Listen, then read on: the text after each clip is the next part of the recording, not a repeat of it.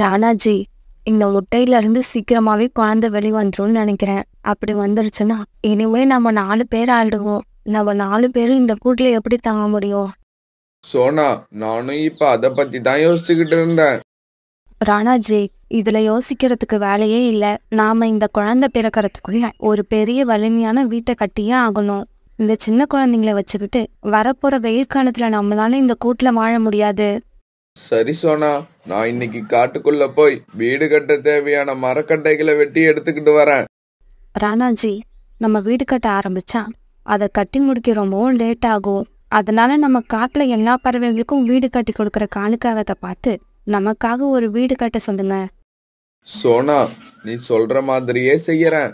நம்ம நண்பர்கள் புறா, ரீட்டா கிளி இவங்க எல்லாம் கூட காலுக்காகத்தை வச்சுதான் வீடு கட்டியிருக்காங்க. அந்த வீடுகளும் நல்லா வலிமையா தான் இருக்கு. பிறகு ராணா குருவி மரக்கட்டைகளை சேகரிக்க காட்டுக்குள்ள பறந்து போச்சேன். இப்படி போல ராணா குருவி பகல் பூரா மரங்களை வெட்டி சேகரிக்க ஆரம்பிச்சது. பிறகு சாயங்காலமா வெட்டின மரங்களை எல்லாம் எடுத்துக்கிட்டு தன்னோட வீட்டுக்கு திரும்பி வந்தது. சோனா, நான் போய் காலுக்காகத்தை பார்த்துட்டு வரேன். இப்பவே போய் சொல்லிட்டு வந்தாதான் காலுக்காக நாளைக்கே வீடு கட்டுற வேலையை ஆரம்பிக்கும். ராணாஜி, நம்ம இந்த தடவை இந்த மரத்துல வீடு கட்ட வேண்டாம். அதோ எதிரில இருக்கிற அந்த மரத்துல வீடு கட்டுவோம். ஏன்னா நம்ம இப்ப இருக்கிற மரத்தை விட அந்த மரம் நல்ல வலிமையா இருக்கு. சோனா, நீ சொன்ன மாதிரி நாம அந்த மரத்திலேயே வீடு கட்டலாம். இப்படி சொன்ன ராணா குருவி பிறகு காலுக்காகத்தை பார்க்க பறந்து போச்சு. காலுக்காக எல்லாருக்கும் வீடு கட்டி கொடுக்கற வேலைய பார்த்தாலும் அது என்னவோ ஒரு உடஞ்சு போன கூட்டுலதான் குடியிருந்துச்சு. அதை பார்த்த ராணா குருவிக்கு ரொம்ப ஆச்சரியமாயிடுச்சு. காலு, எங்களுக்கெல்லாம் வீடு கட்டி கொடுக்கற நீ உனக்காக ஒரு வீட்டை கட்டிக்க கூடாதா? ராணா, நான் மற்ற பறவைகளுக்கு வீடு கட்டி கொடுத்து ரொம்பவும் களைச்சி போயிடுறேன். வேலை இல்லாத சமயத்துல ஓய்வெடுக்க தோணுதே தவிர எனக்காக ஒரு வீடு கட்டணும்னு தோணவே இல்லை. ஆமா, உன்னோட மனைவி கோரி எங்க? நான் கோரிய பார்த்தே ரொம்ப நாள் ஆகுது. அதை ஏன் கேக்குற? கோரி என்கிட்ட சண்டை போட்டுக்கிட்டு அவங்க அம்மா வீட்டுக்கு போயிட்டா. அவளும் எத்தனையோ தடவை மற்ற பறவைகளுக்கு வீடு கட்டுற மாதிரி நமக்காக ஒரு வீடு கட்டுங்கன்னு சொல்லிக்கிட்டே இருந்தா. எனக்கோ வீடு கட்ட நேரம் கிடைக்கல. நீங்க எப்ப புது வீடு கட்டுறீங்களோ அப்பதான் திரும்பி வருவேன்னு சொல்லிட்டு ஒரு நாள் கிளம்பி அவங்க அம்மா வீட்டுக்கு போயிட்டா. சரி, அந்த பேச்ச விடு. நீ இப்ப என்ன விஷயமா இங்க வந்த? நானும் என்னோட மனைவியும் பெரிய வலிமையான வீட்டை கட்டணும்னு ஆசைப்படுறோம். நாங்க ஆசைப்பட்ட மாதிரியே ஒரு நல்ல வீட்டை நீ எங்களுக்கு கட்டி கொடுக்கணும். வீடு கட்ட தேவையான எல்லா பொருட்களையும் நீங்க சேகரிச்சு கொடுத்தீங்கன்னா நான் நாளைக்கே வீடு கட்ட ஆரம்பிச்சிருவேன். அப்புறம் வீடு கட்டுறதுக்கான கூலி 2000 ரூபாய். அதை எனக்கு முன்னாடியே கொடுத்துடணும். நீ இப்படி கேப்பன்னு தெரிஞ்சுதான் நான் பணத்தை கையோட எடுத்துக்கிட்டு வந்திருக்கேன். இந்தா, நீ கேட்ட பணம். தன்னோட கூட்டுக்கு போன ராணா குருவி சோனா குருவி கிட்ட நடந்த விஷயம் எல்லாத்தையும் சொல்லுச்சு. சோனா, காலுக்காக நமக்கு வீடு கட்டி கொடுக்கறதுக்கான கூலி 2000 ரூபாய். அதை நான் மொத்தமா காலு கிட்ட கொடுத்துட்டேன். நாளைக்கு காலையில காலுக்காக வந்து வீடு கட்டுற வேலையை ஆரம்பிச்சிடும். ராணாஜி, இப்பதான் என்னோட மனசு நிம்மதியா இருக்கு. வீடு கட்டி நாம அந்த வீட்டுக்கு குடி போயிட்டோம்னா நான் ரொம்ப சந்தோஷமாயிடுவேன். இதுக்கப்புறம் என்னோட குழந்தைங்க வெயிலையும் மழையிலையும் எந்த கஷ்டமும் படக்கூடாது. மறுநாள் பொழுது விடிஞ்சிச்சு. காலையில கண் வச்ச ராணா குருவி உணவு தேட பறந்து போச்சு. பிறகு கொஞ்ச நேரத்துல அங்க வந்த காலுக்காக ராணா குருவிக்காக வீடு கட்ட ஆரம்பிச்சது. பிறகு அன்னைக்கு மதியானம் ஆச்சு. உணவு தேட போயிருந்த ராணா குருவி தன்னுடைய கூட்டுக்கு திரும்பி வந்தது. ராணாஜி, இங்க பாத்தீங்களா? முட்டையில இருந்து நம்முடைய குழந்தை வெளி வந்துடுச்சு. இந்த ஆண் குழந்தை எவ்வளவு அழகா இருக்கு பாருங்க. அப்படியே உங்களை மாதிரியே இருக்கு. இல்ல, என்னோட தம்பி என்ன மாதிரியே தான் இருக்கான். அம்மாவுக்கு ஒண்ணுமே தெரியல. இந்த சமயத்துல காலுக்காக வந்தது. ராணா, வீடு கட்டுற வேலை கிட்டத்தட்ட பாதி முடிஞ்சு போச்சு.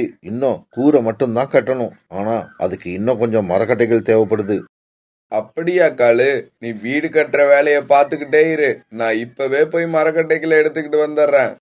ராணா குருவி இப்படி சொல்ல காலுக்காக அங்க இருந்து வீடு கட்டுற இடத்துக்கு பறந்து போயிடுச்சு.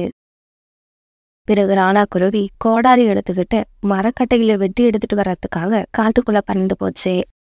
இப்படி பறந்து போன ராணா குருவிக்கு காஞ்ச மரங்கள் எங்கேயுமே கிடைக்கல. நம்ம காட்டுல காஞ்ச மரங்கள் எங்கேயுமே இல்ல. நேரத்தை வீணாக்காம பக்கத்து காட்டுக்கு போய் மரக்கட்டைகளை எடுத்துக்கிட்டு வரணும். இப்படி யோசிச்ச ராணா குருவி உடனே பக்கத்து காட்டை நோக்கி பறந்து போச்சு. ராணா குருவி தான் கட்டிக்கிட்டு இருக்க வீட்டை பத்தியே நினைச்சுக்கிட்டு பறந்து போக எதிரில வந்துகிட்டு இருந்த கழுக அது கவனிக்கவே இல்லை. மின்னல் வேகத்துல பறந்து வந்த அந்த கழுகு ராணா குருவிக்கு யோசிக்க கூட நேரம் கொடுக்காம தன்னுடைய கால்களால பிடிச்சுக்கிட்டு அப்படியே பறந்து போயிடுச்சு. ரொம்ப நேரம் ஆகியும் ராணா வராதால வீட்டுல இருந்த சோனா குருவியும் குழந்தைங்களும் கவலைப்பட ஆரம்பிச்சாங்க. மறுநாள் பொழுது விடிஞ்சிச்சு. சோனா, வீட்டு கூரை கட்டுறதுக்காக நான் கொஞ்சம் மரக்கட்டைகள் கேட்டிருந்தேன். என்ன ஆச்சு? ராணா குருவி எடுத்துக்கிட்டு வந்துச்சா இல்லையா? காலண்ணா, மரக்கட்டைகள் எடுத்துட்டு வர்றதுக்காக நேத்து காட்டுக்குள்ள போன ராணாஜி இன்னும் வீடு திரும்பல. எனக்கு அதை நினைச்சா ரொம்ப பயமா இருக்கு. என்னது? நேத்து போன ராணா குருவி இன்னும் கூட்டுக்கு திரும்பலையா? சோனா, சொல்றேன்னு தப்பா நினைக்காத. கண்டிப்பா ராணாவை ஏதோ கழுகுதான் தூக்கிக்கிட்டு போயிருக்கணும். இதுக்கப்புறம் நீ ராணாவை எதிர்பார்க்கறதுல எந்த புண்ணியமும் இல்ல. கண்டிப்பா ராணா இறந்துதான் போயிருக்கணும். காலுக்காக சொன்னதை கேட்டு சோனா குருவி அழ ஆரம்பிச்சது. சோனா குருவி அழறத பார்த்த அந்த குழந்தைகளும் அழ ஆரம்பிச்சாங்க. ராணாஜி, எங்களை விட்டுட்டு நீங்க எங்க போனீங்க? நீங்க இல்லாம இந்த 2 குழந்தைங்களை என்னால எப்படி வளர்க்க முடியும்? ப்ளீஸ், தயவு செய்து எங்க இருந்தாலும் எங்களை தேடி வந்துருங்க. இங்க பாரு சோனா, போனவங்களை நினைச்சு அழுதுகிட்டு இருக்காத. இருக்கிற 2 குழந்தைங்களை வளர்க்கறதுக்கான வழிய பாரு. சீக்கிரமா போய் நான் கேட்ட மரக்கட்டைகளை எடுத்துக்கிட்டு வா. இப்படி சொன்ன காலுக்காகும் பிறகு அங்கிருந்து பறந்து போயிடுச்சு. பிறகு வேற வழிங்கள அதை சோனா குருவி மனசுக்குள்ளே எல்லா சோகத்தையும் வச்சுக்கிட்டு மரக்கட்டை எடுத்துட்டு வர்றதுக்காக பறந்து போச்சு. மரக்கட்டைகளை சேகரிக்க போன சோனா குருவிக்கும் அந்த காட்டுல மரக்கட்டைகள் கிடைக்கவே இல்லை. பிறகு அப்படியே பக்கத்து காட்டுக்கு பறந்து போன சோனா குருவி அங்கிருந்து மரக்கட்டைகளை எடுத்துக்கிட்டு தன்னோட காட்டுக்கு திரும்பி வந்தது. இங்க பாரு சோனா, இப்பவே சாயங்காலம் ஆயிடுச்சு. அதனால இனிமே நாளைக்கு காலையில வந்துதான் வேலை பார்ப்பேன். இப்படி சொன்ன காலுக்காகவும் பிறகு தன்னுடைய வீட்டுக்கு பறந்து போச்சு. காலுக்காக இப்படி வீட்டுக்கு போனப்ப அதோட கூட்டுல கோரிக்காக வந்து உட்கார்ந்திருந்தது. கோரி, எனக்கு தெரியும் நீ என்ன பிரிஞ்சு ரொம்ப நாள் இருக்க மாட்டேன்னு நினைச்சேன். அதே மாதிரி சீக்கிரமாவே என்ன தேடி வந்துட்ட. இங்க பாருங்க காலுஜி, நீங்க நினைக்கிற மாதிரி நான் ஒன்னும் உங்களை தேடி வரல. நான் போனதுக்கு அப்புறமாவது உங்களுக்கு புத்தி வந்து நமக்காக ஒரு வீட்டை கட்டியிருக்கீங்களா இல்லையான்னு பார்க்க வந்தேன். ஆனா உங்களுக்கு இன்னும் புத்தி வரலங்கிறது எனக்கு இப்ப தெரிஞ்சு போச்சு. நான் இப்பவே எங்க அம்மா வீட்டுக்கு கிளம்புறேன். கோரி, அவசரப்படாத. அவசரப்படாம நான் சொல்றத கேளு. நான் நமக்காக ஒரு வீட்டை கட்டிக்கிட்டு இருக்கேன். அந்த வீட்டுக்கு இன்னும் கூரை மட்டும்தான் கட்டணும். நான் சொல்றதுல உனக்கு நம்பிக்கை இல்லாட்டி இப்பவே என் கூட வா, அந்த வீட்டை உனக்கு காட்டுறேன். இப்படி பொய் சொல்லி கோரிக்காகத்தை அழைச்சிட்டு போன காலுக்காகவும் ராணா குருவிக்காக தான் கட்டிக்கிட்டு இருக்க வீட்டுக்கு கோரிக்காகத்தை அழைச்சிட்டு போச்சு. காலுஜி, இது உண்மையிலேயே நம்ம வீடா? எனக்கு இந்த வீடு ரொம்பவும் பிடிச்சிருக்கு. கோரி, உங்ககிட்ட பொய் சொல்லணும்னு எனக்கு அவசியம் இல்லை. நாளைக்கு இந்த வீட்டோட கூரையை கட்டிட்டோம்னா நாம உடனே இங்க குடி வந்துடலாம். அதுக்கப்புறம் என்னோட மனைவி அடிக்கடி அவங்க அம்மா வீட்டுக்கு போகணும்னு அவசியம் இல்லை. மறுநாள் காலையிலேயே சோனா குருவி கொண்டு வந்த மரக்கட்டைகளை வச்சு காலுக்காக அந்த வீட்டோட மேல் கூரையை கட்டி முடிச்சிருச்சு. இப்படி வீடு கட்டி முடிச்ச காலுக்காகவும் தன்னோட மனைவி கோரிக்காகத்தை கூப்பிட்டுக்கிட்டு அந்த வீட்டுக்கு உடனே குடி வந்துருச்சு. அன்னைக்கு வெயில் ரொம்ப அதிகமா இருந்தது. அம்மா, வெயில் ரொம்ப அதிகமா இருக்கு. என்னால வெயில் தாங்க முடியல. ஆமாம்மா, எனக்கும் உடம்பெல்லாம் எரியுது. எங்கேயாவது நிழலான இடத்துக்கு எங்களை அழைச்சுக்கிட்டு போங்க.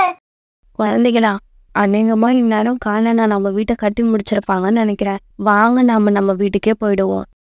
இப்படி சொன்ன சோனா குருவி குழந்தைங்களை கூப்பிட்டுக்கிட்டு காலுக்காக கட்டிக்கிட்டு இருந்த புது வீட்டுக்கு போச்சு.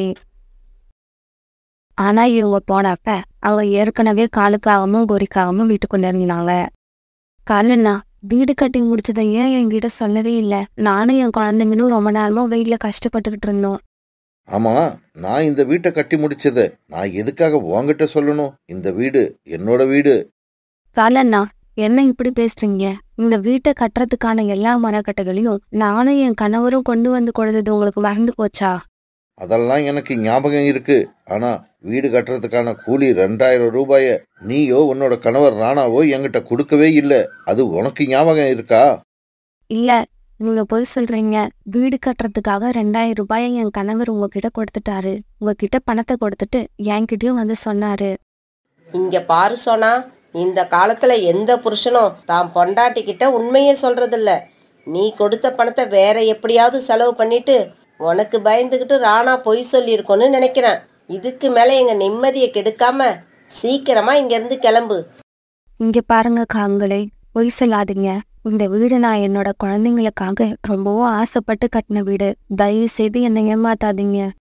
இங்க பாரு சோனா, உங்ககிட்ட நான் ஒரு விஷயத்த தவறுதலா சொல்லிட்டேன். இந்த வீடு கட்டுறதுக்கான மொத்த கூலி 5000 ரூபாய். அதுல நான் 2000 ரூபாய் அட்வான்ஸ் கேட்டேன். அதை கூட ராணா எனக்கு கொடுக்கல. உனக்கு இந்த வீடு வேணும்னா மொத்தமா 5000 ரூபாய் கொண்டு வந்து கொடுத்துட்டு இந்த வீட்டை எடுத்துக்க.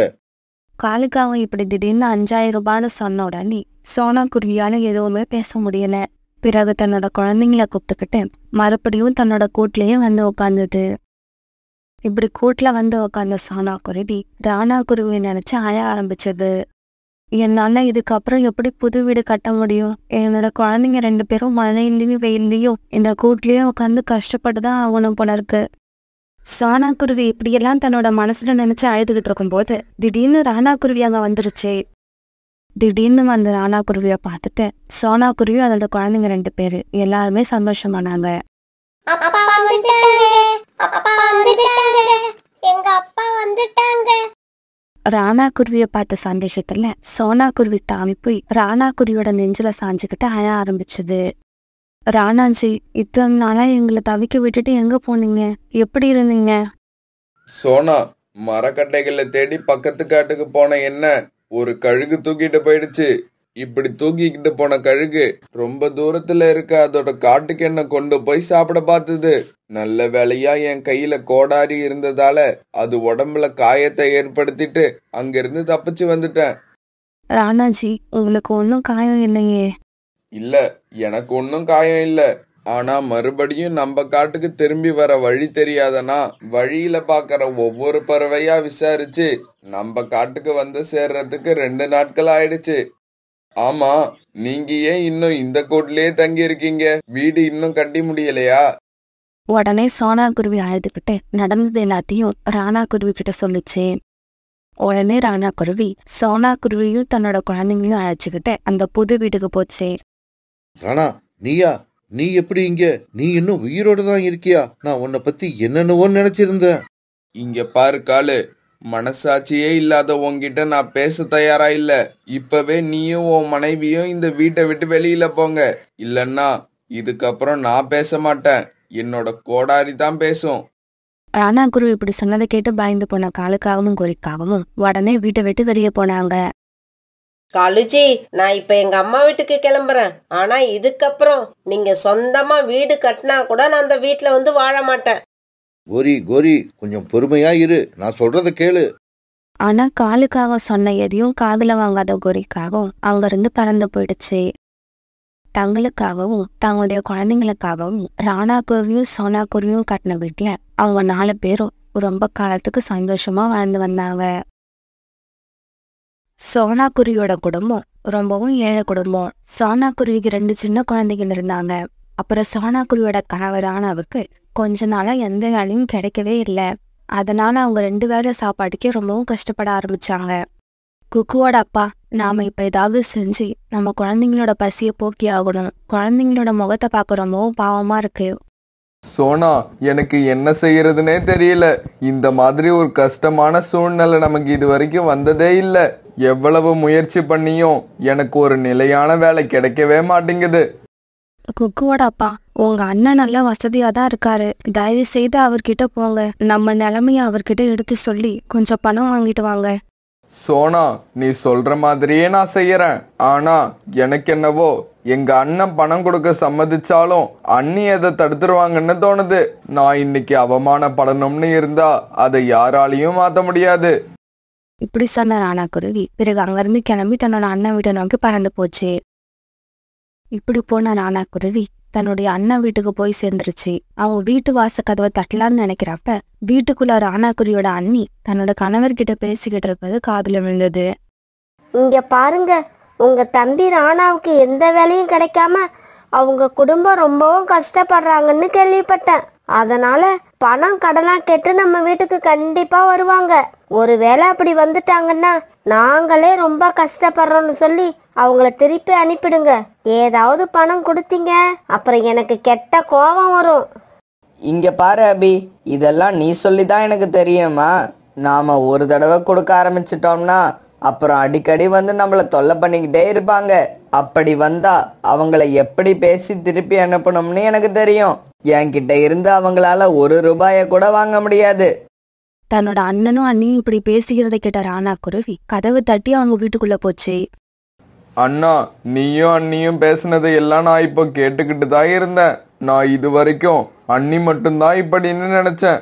ஆனா நீயும் அப்படிதானே எனக்கு இப்ப நல்லா புரிஞ்சு போச்சு. தெரிஞ்சிருச்சுல்ல, அப்புறம் ஏன் வீட்டுக்குள்ள வந்த? வாசலோட திரும்பி போக வேண்டியது தானே. எதுக்காக உள்ள வந்து எங்க நேரத்தை வீணாக்குற?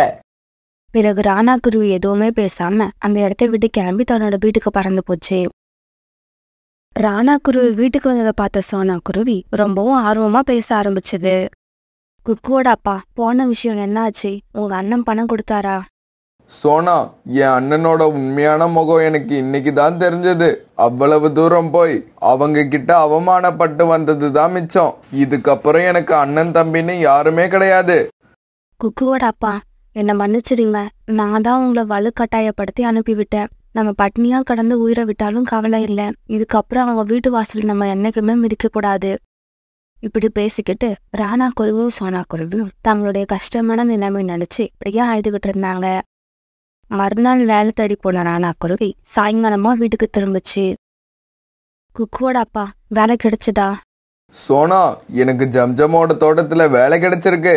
ஆனா சம்பளம் தான் ரொம்பவும் குறைச்சலா இருக்கு. அதனால தான் அந்த வேலையை பார்ப்போமா வேண்டாமான்னு யோசிச்சுக்கிட்டு இருக்கேன். குக்குவோட அப்பா, சம்பளம் கொஞ்சமா இருந்தா பரவாயில்ல, நீங்க அந்த வேலைக்கு போங்க. நாளையில இருந்து நானும் ஏதாவது வேலைக்கு போறேன். நம்ம 2 பேரும் சம்பாதிக்க ஆரம்பிச்சா சீக்கிரமே நம்ம கஷ்டங்கள் தீந்துரும்னு எனக்கு நம்பிக்கை இருக்கு. இப்படி சொன்ன சோனா குருவி மறுநாள் வேலை தேடி வெளியில போச்சு. இப்படி வேலை தேடி போன இடத்துல புறாவை சந்திச்சது. சோனா, எனக்கு தெரிஞ்ச இடத்துல ஒரு வேலை இருக்கு. ஆனா அந்த வேலை கொஞ்சம் கஷ்டமா இருக்கும். புறான்னா, எந்த வேலையா இருந்தாலும் சரி, நான் செய்யறதுக்கு தயாரா இருக்கேன். என்னை எப்படியாவது இந்த வேலையில சேர்த்து விடுங்க. சோனா, நீ இவ்வளவு தூரம் கேட்கறதுக்காக நான் கண்டிப்பா உன்னை அந்த வேலையில சேர்த்து விடுறேன். இப்படி சொன்ன புறா பிறகு சோனா குருவி அழைச்சிக்கிட்டு காலுக்காகத்தை பார்க்க பறந்து போச்சு. இங்க பாரு புறா, என்னை பத்தி உனக்கு தெரியும். நான் வேலையில ரொம்பவும் கண்டிப்பா இருப்பேன். நான் ரொம்ப களைச்சு போயிட்டேன். கொஞ்சம் உக்காந்து ஓய்வு எடுத்துக்கிறேன். இப்படியெல்லாம் என்கிட்ட கேட்கவே கூடாது. காலையில 9 மணிக்கு வந்தா சாயங்காலம் 6 மணி வரைக்கும் வேலை செஞ்சுக்கிட்டே இருக்கணும். காலுக்காகம் போட்ட கண்டிஷன் எல்லாத்துக்கும் ஒத்துக்கிட்ட சோனா குருவி பிறகு அங்கிருந்து சந்தோஷமா தன்னோட வீட்டுக்கு பறந்து போச்சு. சோனா, நீ வேலைக்கு போறப்ப நம்ம குழந்தைங்களை என்ன பண்ணுவ? இவங்களை வீட்டுல தனியாவும் விட்டுட்டு போக முடியாது. அது எனக்கு தெரியும் குக்குவோட அப்பா. நான் அவங்கள என் கூட நான் வேலை பார்க்குற இடத்துக்கு அழைச்சிட்டு போய் அவங்கள பாதுகாப்பா ஒரு ஓரமா உட்கார வைக்கிறேன். இப்படி சொன்ன சோனா குருவி பிறகு தன்னோட 2 சின்ன குழந்தைங்களையும் தூக்கிட்டு வேலை பார்க்குற இடத்துக்கு பறந்து போச்சு. என்ன சொன்னா, வேலை பார்க்குற இடத்துக்கு குழந்தைங்களை அழைச்சிக்கிட்டு வந்திருக்க. இப்ப நீ குழந்தைங்களை கவனிச்சுப்பியா இல்ல வேலை பார்ப்பியா? ஐயா, இந்த 2 குழந்தைங்களையும் நான் ஒரு ஓரமா உட்கார வச்சுக்கிறேன். அவங்க பத்திரமா அங்கேயே இருப்பாங்க. இவங்களால நான் வேலை பார்க்கறதுக்கு எந்த குறையும் வராது. எப்படியோ எனக்கு தேவை. வாங்குற சம்பளத்துக்கு நீ முழுசா வேலை செய்யணும், அவ்வளவுதான். இங்க பாரு, இன்னைக்கு சாயங்காலத்துக்குள்ள கீழே கிடக்கிற இந்த மண்ணு எல்லாத்தையும் மாடியில கொண்டு போய் கொட்டி முடிக்கணும். பிறகு சோனா குருவி குழந்தைகள் 2 பேரையும் ஒரு ஓரமா உட்கார வச்சுட்டு வேலை செய்ய ஆரம்பிச்சது. சோனா குருவி காலையில வேலை செய்ய ஆரம்பிச்சது. இப்ப மதியானம் ஆயிடுச்சு. அந்த சமயத்துல காலுக்காக ஒரு ஓரமா உட்காந்து இளநீர் குடிச்சுக்கிட்டு இருந்தது. சோனா குருவியோட குழந்தைகள் 2 பேரும் காலுக்காக இளநீர் குடிச்சிட்டு இருக்கத பார்த்தாங்க. உடனே அவங்களுக்கும் இளநீர் குடிக்க ஆசை வந்தது. அம்மா அம்மா, அந்த அங்கிள் என்னமோ குடிக்கிறாரு பாருங்க, அது எனக்கும் வேணும். இங்க பாருங்க, காகங்கள் குடிக்கிறத நீங்க எல்லாம் குடிக்க கூடாது. அது பெரிய பறவைகள் மட்டும்தான் குடிக்கணும். என்ன இங்க பேச்சு நடந்துகிட்டு இருக்கு? சீக்கிரம் சீக்கிரம் பேச்சை நிறுத்திட்டு வேலை செய்ய ஆரம்பிங்க. காலுக்காக இப்படி கத்தின உடனே சோனா குருவி தலையில மண் சுமந்து நடக்க ஆரம்பிச்சது. பிறகு காலுக்காக அந்த இளநீரை குடிச்சிட்டு அதை தூக்கி தூரமா போட்டது. உடனே சோனா குருவியோட குழந்தைகள் 2 பேரும் மீதி இருந்த கொஞ்சம் இளநீரை குடிச்சு பார்த்தாங்க. ஆஹா, இந்த இளநீர் எவ்வளவு சுவையா இருக்கு. குக்கு, இத நம்ம வீட்டுக்கு எடுத்துக்கிட்டு போவோம். வீட்டுக்கு எடுத்துக்கிட்டு போய் இத குழி தோண்டி புதைச்சா இதுல இருந்து இதே மாதிரி நிறைய காய்கள் வரும். பிறகு இன்னைக்கு சாயங்காலம் வீட்டுக்கு போகும்போது குக்குவும் பியூட்டியும் அந்த இளநீர் ஓட்டையும் தூக்கிட்டு போனாங்க. இங்க பாருங்க குழந்தைகளா, இத புதைச்சு வச்சா கண்டிப்பா தென்னை மரம் வராது. நீங்க அப்புறம் ஏமாந்துடுவீங்க. இல்லம்மா, கண்டிப்பா தென்னை மரம் வரும். அதுல இந்த மாதிரி காய்கள் நிறைய காய்க்கும். இப்படி பேசின குழந்தைங்க 2 பேரும் பிறகு ஒரு குழியை தோண்டி அந்த குழியில காலுக்காக குடிச்சிட்டு போட்ட இளநீர் ஓட புதைச்சு வச்சாங்க. பிறகு எல்லாரும் இரவு உணவு சாப்பிட்டுட்டு தங்களுடைய கூட்டுல படுத்து தூங்கினாங்க. மறுநாள் காலையில வாசக்கதவை யாரோ தட்டுற சத்தம் கேட்டது. சோனா குருவியும் அவசரமா எழுந்து வாசலுக்கு போனப்ப அங்க 2 பறவைகள் நின்னுகிட்டு இருந்தாங்க. நீங்க யாரு? உங்களுக்கு என்ன வேணும்? சோனா, எங்களுக்கு 2 இளநீர் வேணும். என்ன விலைன்னு சொல்லு. இளநீரா? இளநீர் எங்க கிட்ட ஏது? உங்களுக்கு வேணும்னா மார்க்கெட்டுக்கு போய் வாங்குங்க. வேற எங்கேயும் உங்களுக்கு இளநீர் கிடைக்காது. என்ன சோனா, வீட்டு வாசல்ல மரத்தை வச்சுக்கிட்டு இப்படி பேசுற? பறவைகள் இப்படி சொன்னதுக்கு அப்புறம் தான் சோனா குருவி தன்னோட வீட்டு வாசலை பார்த்தது. இப்படி பார்த்த சோனா குருவிக்கு அதிர்ச்சியில மயக்கமே வர மாதிரி ஆயிடுச்சு. குக்குவும் பியூட்டியும் நேத்து அந்த இளநீர் கூட புதைச்சு வச்ச இடத்துல இப்போ ஒரு பெரிய தென்னை மரம் வளர்ந்து வந்து அதுல நிறைய இளநீர் காய்ச்சி தொங்கிக்கிட்டு இருந்தது. உடனே சோனா குருவி எல்லாரையும் எழுப்பி வெளியில அழைச்சிட்டு வந்தது. இளநீரை பார்த்த குக்குவும் பியூட்டியும் சந்தோஷத்துல துள்ளி துள்ளி குதிச்சாங்க. உடனே பியூட்டியும் குக்குவும் தங்களோட ஆசை தீர இளநீரை வெட்டி வெட்டி குடிச்சாங்க. இங்க பாருங்க குழந்தைங்களா, நீங்க எவ்வளவு வேணாலும் இந்த மரத்துல உள்ள காய்களை பறிச்சுக்கிட்டே இருக்கலாம். அது ஒரு நாளும் குறையாது. நீங்க பறிக்க பறிக்க மறுபடியும் மறுபடியும் வந்துகிட்டே இருக்கும். உடனே சோனா குருவியும் ராணா குருவியும் வேலைக்கு போறதை விட்டுட்டு இளநீரை பறிச்சு கொண்டு போய் மார்க்கெட்ல விற்க ஆரம்பிச்சாங்க. இப்போ கொஞ்சம் கொஞ்சமா சோனா குருவி குடும்பத்துல இருந்த கஷ்டம் எல்லாம் போய் அவங்க இப்ப நல்ல நிலைமைக்கு வந்துட்டாங்க. சோனா குருவியோட குடும்பம் இப்ப ரொம்ப மகிழ்ச்சியாவும் சந்தோஷமாவும் இருந்தது. இப்படியே சில நாட்கள் நகர்ந்துச்சு. இந்த விஷயத்த கேள்விப்பட்ட ராணா குருவியோட அண்ணனும் அண்டையும் ஒரு நாள் ராத்திரி இளநீரை திருட்டுத்தனமா பறிக்கிறதுக்காக அந்த தென்னை மரத்துக்கிட்ட வந்தாங்க. அவங்களோட திருட்டு புத்திய புரிஞ்சுக்கிட்ட அந்த தென்னை மரம் அவங்க 2 பேரையும் அடி அடின்னு அடிச்சு தலைகீழா தொங்க விட்டுடுச்சு. விட்டுடு தென்னை மரமே, எங்களை விட்டுடு மரமே, எங்களை விட்டுடு. அவங்க 2 பேரும் கத்தன சத்தத்தை கேட்டுட்டு ராணா குருவியும் சோனா குருவியும் கண் விழிச்சு வெளியில வந்தாங்க. ஆமா, நீங்க 2 பேரும் எதுக்காக இங்க வந்தீங்க? ராணா, சோனா, நீங்க 2 பேரும் எங்களை காப்பாத்துங்க. இந்த தென்னை மரம் காரணமே இல்லாம எங்களை அடிக்குது. குருவிகளே, இவங்க சொல்றத நம்பாதீங்க. இவங்க 2 பேரும் என்கிட்ட உள்ள இளநீர்களை திருடுறதுக்காக வந்திருக்காங்க. அதுக்காக தான் இவங்களுக்கு தண்டனை கொடுத்துக்கிட்டு இருக்கேன். இவங்க 2 பேருக்கும் நீங்க இப்படி நல்ல நிலைமையில இருக்கிறது பிடிக்கல. மறுபடியும் உங்களை பழையபடி ஏழையா மாத்துறதுக்கு முயற்சி பண்றாங்க. ராணா, எங்களை மன்னிச்சிடு. இந்த மரம் சொல்றது எல்லாம் உண்மைதான். நாங்க அந்த மாதிரி எண்ணத்துல தான் இங்க வந்தோம். இருந்தாலும் இதுக்கப்புறம் நாங்க இங்க வரவே மாட்டோம். எங்களை மன்னிச்சு விட்டுற சொல்லுங்க. எங்களை உயிரோட விட்டா போதும். என்ன சொன்னா பாத்துக்கிட்டு இருக்க? இதுக்கப்புறம் நாங்க சத்தியமா உங்க விஷயத்துல தலையிடவே மாட்டோம். இந்த ஒரு தடவை மட்டும் எங்களை மன்னிச்சு விட்டுட சொல்லு. பிறகு சோனா குருவிக்கு அவங்க 2 பேரையும் பார்க்க பாவமா இருந்ததால அவங்கள மன்னிச்சு விட சொல்லுச்சு. இங்க பாருங்க, நீங்க 2 பேரும் மறுபடியும் ஏதாவது கெட்ட எண்ணத்தோட இங்க வந்தீங்கன்னா யாரு சொன்னாலும் கேட்க மாட்டேன். உங்களை அடிச்சு கொன்னுடுவேன். ராணா, சோனா, எங்களோட உயிரை காப்பாத்தினதுக்கு உங்க 2 பேருக்கும் ரொம்ப நன்றி. ராணா, எங்க உயிரை காப்பாத்தினவங்க 2 பேருக்கும் ரொம்ப நன்றி. இப்படி சொல்லிட்டு ராணா குருவியோட அண்ணன் அண்ணி 2 பேரும் அங்க இருந்து பறந்து போனாங்க. பிறகு ராணா குருவியோட குடும்பம் அந்த காட்டுல ரொம்ப வருஷங்களுக்கு மகிழ்ச்சியாவும் சந்தோஷமாவும் வாழ்ந்து வந்தது. சோனா குருவி அந்த காட்டுல இருந்து ஒரு சின்ன கூட்டுல தன்னோட 2 குழந்தைங்களோட வாழ்ந்து வந்தது. குழந்தைங்க முட்டையிலிருந்து வெளிவரத்துக்கு 2 நாளைக்கு முன்னாடி ஒரு விபத்துல அவங்களோட அப்பா ராணா குருவி இறந்து போயிடுச்சு. அதுல இருந்து குழந்தைங்கள வளர்க்குற முழு பொறுப்பும் சோனா குருவிக்கு வந்துருச்சு. குழந்தைங்களா, பத்திரமா இருங்க. அம்மா போய் உங்களுக்கு உணவு எடுத்துட்டு வரேன். நான் உணவு தேட போனதுக்கு அப்புறம் நீங்க என்ன செய்யணும்? கூட்டுல இருக்கிற இந்த இலைகளுக்கு அடியில நாங்க போய் ஒளிஞ்சுக்கணும். நீங்க வர்ற வரைக்கும் நாங்க அங்கேயே இருக்கணும். வெளியில வரக்கூடாது. அப்படி வெளியில வந்தா எங்களோட உயிருக்கு ஆபத்து வரும். சபாஷ் குழந்தைங்களா, நீங்க 2 பேருமே நல்ல புத்திசாலியா இருக்கீங்க. இப்படி சொன்ன சோனா குருவி பிறகு உணவு தேட வெளியில பறந்து போச்சு. இப்படி போன சோனா குருவி ரொம்ப நேரமா இங்கேயும் அங்கேயும் சுத்தி வந்தது. அதுக்கு உணவே கிடைக்கல. கொஞ்ச நேரத்துக்கு அப்புறம் ஒரு இடத்துல கொஞ்சம் தானியங்களை பார்த்தது. பிறகு அந்த தானியங்களை எடுத்துக்கிட்டு பறந்து வந்தப்ப ஒரு மரத்துல ஒரு பழம் இருக்கிறத பார்த்து அதையும் எடுத்துக்கிச்சு. அப்பாடா, இன்னைக்கு வேலை முடிஞ்சது. இதுக்கப்புறம் நம்ம கூட்டுக்கு போய் மீதி இருக்கிற நேரத்துல குழந்தைங்க கூட ஜாலியா விளையாடலாம். சோனா குருவி இப்படி நினைச்சுக்கிட்டு இருக்கும்போது அங்க காலுக்காகவும் கோரிக்காகவும் வந்தாங்க. சோனா, இந்த பழத்தை யாரை கேட்டுக்கிட்டு பறிச்ச? நான் நேத்தே இந்த பழத்தை பார்த்து வச்சுட்டு போயிருந்தேன். காயா இருக்குன்னு விட்டு வச்சுட்டு போனோம். அது பழமா பழுத்ததுக்கு அப்புறம் எடுத்துக்கலாம்னு பாக்குறியா? மரியாதையா அதை எங்க கிட்ட கொடுத்துரு. இங்க பாருங்க, என்னோட 2 குழந்தைங்களும் ரொம்ப சின்ன குழந்தைங்க. அவங்களுக்கு இன்னும் பார்க்க கூட தெரியல. இந்த பழத்தை அவங்களுக்காக தான் எடுத்துட்டு போறேன். வேணும்னா இந்த தானியங்களை நீங்க வச்சுக்கோங்க. உங்க வீட்டுல மட்டும்தான் குழந்தைங்கள் இருக்கா? எங்க வீட்டுல கூட தான் 2 குழந்தைங்க இருக்கு. காலேஜுக்கு நான் குழந்தை, எனக்கு காலேஜி குழந்தை. இப்ப இந்த பழத்தை கொடுக்க போறியா இல்லையா? இந்த காகங்களை பகைச்சுக்கிட்டா நம்ம உணவு தேட போறப்ப தனியா கூட்டுல இருக்க தன்னோட குழந்தைங்களுக்கு ஆபத்து வரும்னு புரிஞ்சுக்கிட்ட சோனா குருவி எதுவும் பேசாம அந்த பழத்தை எடுத்து கொடுத்துடுச்சு. இந்த தானியத்தை நான் எடுத்துட்டு போலாமா? தாராளமா எடுத்துக்கிட்டு போலாம். அதையும் வாங்கிக்கிட்டு போற அளவுக்கு நாங்க ஒன்றும் மோசமானவங்க கிடையாது. இப்படி சொன்ன அந்த காகங்கள் பழத்தை எடுத்துக்கிட்டு அங்கிருந்து பறந்து போனாங்க. அம்மா, இன்னைக்கு தானியங்கள் தான் கிடைச்சதா? பழங்கள் எதுவும் கிடைக்கலையா?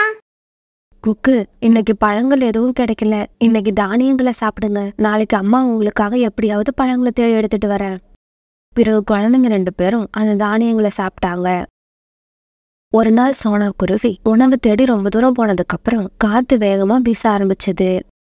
சோனா குருவி நேரா பறக்கிறதுக்கு எவ்வளவு முயற்சி செஞ்சும் அதால முடியல. காத்து போற பக்கம் எல்லாம் சோனா குருவி இழுத்துக்கிட்டே போச்சு. தன்னோட கட்டுப்பாட்டை இழந்த சோனா குருவி ரொம்பவும் உயரத்துல இருந்து தலை குப்புற கீழே விழுந்தது. இப்படி விழுந்ததால ஒரு பாறையில சோனா குருவியோட தலை அடிபட்டு அங்கேயே இறந்து போயிடுச்சு. பிறகு காத்து வீசுறது நின்னு போனதுக்கு அப்புறம் ரீட்டா கிளி அந்த பக்கமா பறந்து வந்தது. இப்படி வந்த ரீட்டா கிளி சோனா குருவி இறந்து கிடக்கத பார்த்த உடனே அதோட குழந்தைங்க கிட்ட போச்சு. குழந்தைங்களா, நீங்க கூட்டுல தானே இருக்கீங்க? அக்கா, இந்த குரல் அம்மாவோடது மாதிரி இல்ல.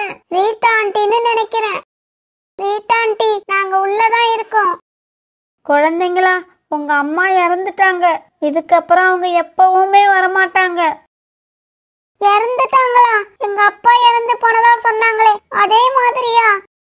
ஆமா, உங்க அம்மாவும் அப்பா கிட்ட போயிட்டாங்க.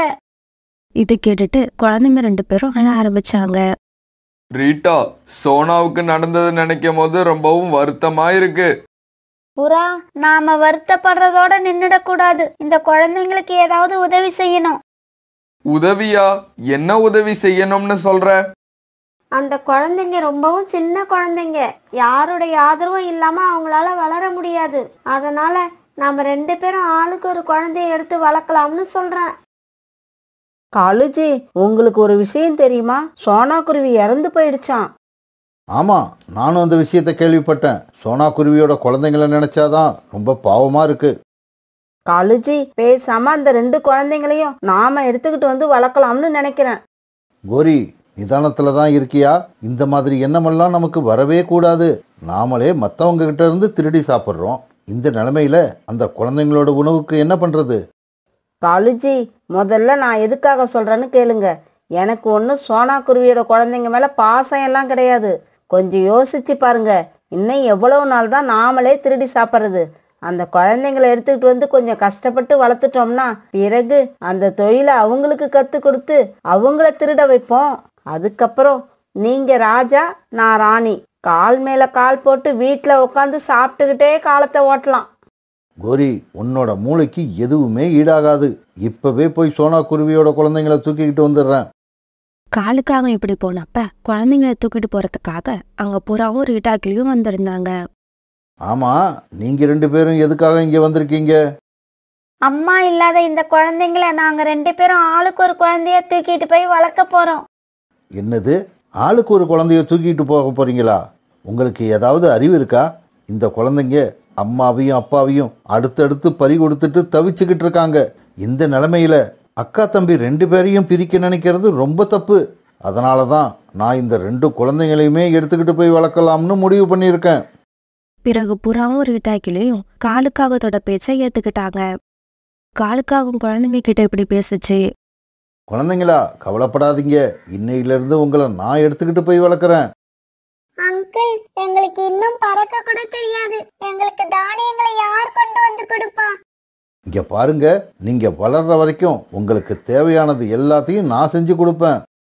வளர்ந்ததுக்கு அப்புறம் எங்களுக்கு தேவையானதை நீங்க செஞ்சு கொடுக்கணும். இப்படி சொன்ன காலுக்காக பிறகு 2 குழந்தைங்களையும் தன்னோட முதுகுல ஏத்திக்கிட்டு வீட்டை நோக்கி பறந்து போச்சு. குழந்தைங்களா, இந்த தானியங்களை சாப்பிடுங்க. இப்படி சொன்ன கோரி அந்த குழந்தைங்களுக்கு தானியங்களை கொடுத்தது.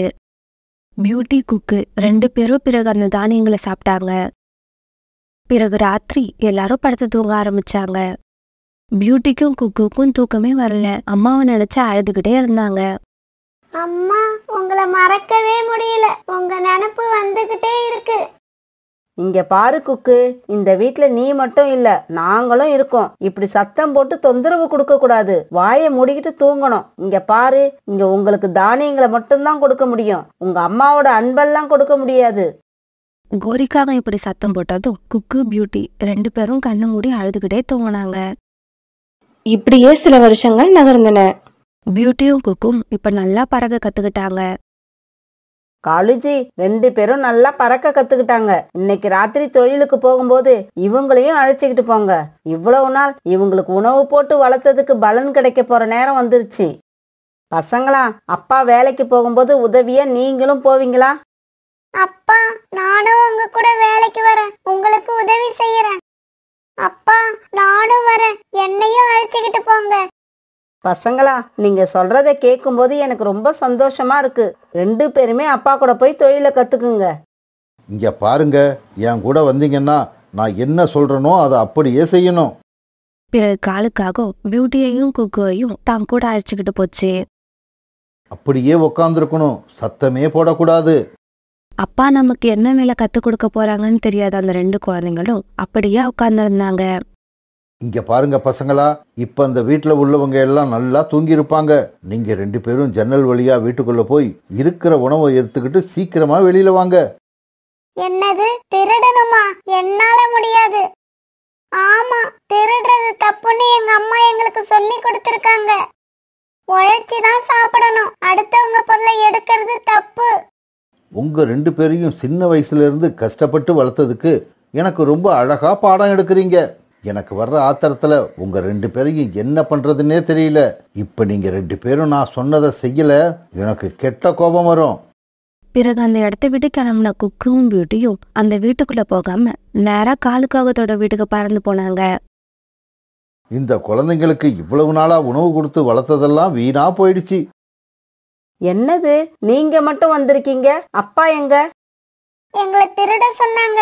நாங்க திருட முடியாதுன்னு சொல்லிட்டு வீட்டுக்கு வந்துட்டோம். அம்மா, அப்பா வந்ததும் அடுத்தவங்க பொருளை திருடுறது தப்புன்னு அப்பாவுக்கு சொல்லுங்க. என்னது, திருடுறது தப்புன்னு சொல்லணுமா? இங்க பாருங்க பசங்களா, நீங்க திருடுவீங்கன்னு நம்பிக்கை வச்சுதான் உங்களை இத்தனை நாளா உங்களுக்கு உணவு கொடுத்து வளர்த்தோம். நாங்க திருட மாட்டோம். திருடுறது தப்புன்னு இப்ப சொல்றீங்க? இந்த சமயத்துல அந்த வீட்ல இருந்து தானியங்களை திருடிக்கிட்டு காலுக்காக வீட்டுக்குள்ள வந்துச்சு. கோரி, உனக்கு விஷயம் தெரியுமா? நாங்க திருட மாட்டோம்னு சொல்லிட்டு இவங்க 2 பேரும் வீட்டுக்கு வந்துட்டாங்க. சொன்னாங்க. அங்க நடந்த கதை எல்லாத்தையும் வந்து சொன்னாங்க. இங்க பாருங்க காலுஜி, நாளைக்கு விடிஞ்சதும் முதல் வேலையை இவங்க 2 பேரையும் அடிச்சு துரத்திடுங்க. என்னது, விடிஞ்சதும் அனுப்பணுமா? அது வரைக்கும் இவங்கள வச்சு என்ன பூஜையா போட போற? டேய் பசங்களா, இப்பவே வீட்டை விட்டு வெளியே போயிடுங்க. 2 நாள் உணவு கிடைக்கலன்னா தன்னால திருட ஆரம்பிப்பீங்க. நாங்க பட்னியா இருந்தாலும் இருப்போமே தவிர கண்டிப்பா திருட மாட்டோம்.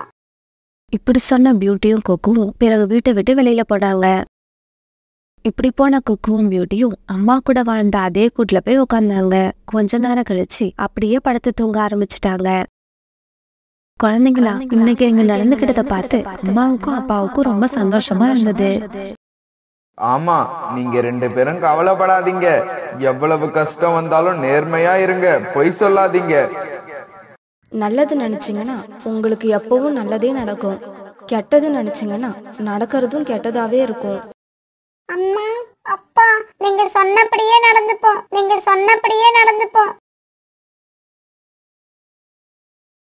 இப்படியே சில நாட்கள் நகர்ந்துச்சு.